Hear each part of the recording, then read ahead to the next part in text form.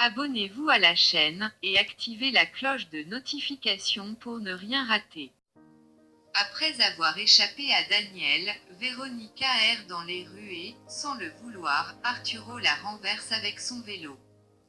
Il réussit à la convaincre de venir chez lui pour qu'elle se remette.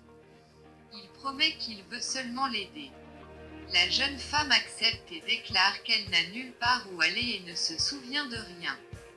Remuneda reproche à Blanquita et Ana Perla de ne pas l'avoir prévenue que cette dernière allait bien.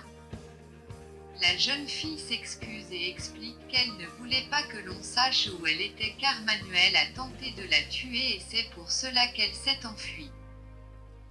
De son côté, Manuel brûle le testament de son grand-père, pensant ainsi cacher à sa famille quelle est leur part d'héritage. Cela rappelle à Aaron qu'ils devaient s'associer dans tous leurs coups et se répartir les gains. Furieux, Aaron l'avertit que personne ne peut le menacer et que quiconque ose se mettre sur son chemin finit très mal.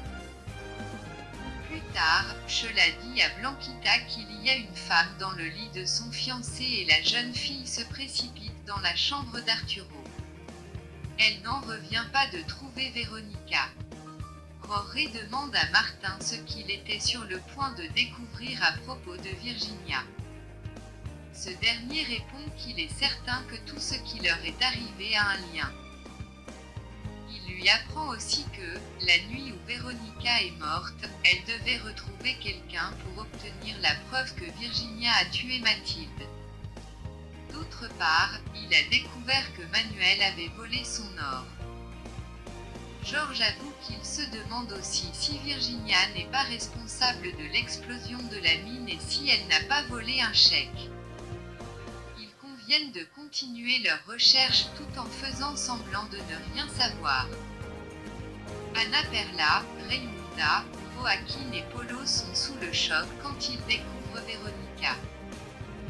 Elle déclare ne se souvenir de rien et que le docteur lui a dit qu'elle était une jeune fille et qu'elle n'avait pas de famille. Ana Perla et Blanquita lui expliquent que ce n'est pas vrai, qu'elle est irréprochable et très gentille. Polo lui demande si elle se souvient de Martin et terrifiée, Véronica répond qu'il lui veut du mal et qu'ils ne doivent pas lui dire où elle est. Virginia insulte Salma et déclare qu'elle la renie comme mère. Salma la gifle et rétorque que sa pire erreur a été de l'élever aussi mal et qu'elle va tâcher d'y remédier même si sa fille doit la haïr pour cela. Manuel vient voir Virginia chez elle et ils s'embrassent. George les surprend et comprend qu'ils sont complices. Avec l'aide d'un jeune homme handicapé. Martin et Magdalena tentent de convaincre Botel qu'être dans une chaise roulante n'est pas si terrible mais ce dernier, en pleurs, leur demande de partir et d'emporter la chaise. George dit à Manuel qu'il savait que Virginia devait négocier l'achat d'or avec lui mais qu'il pensait que leur relation était strictement professionnelle.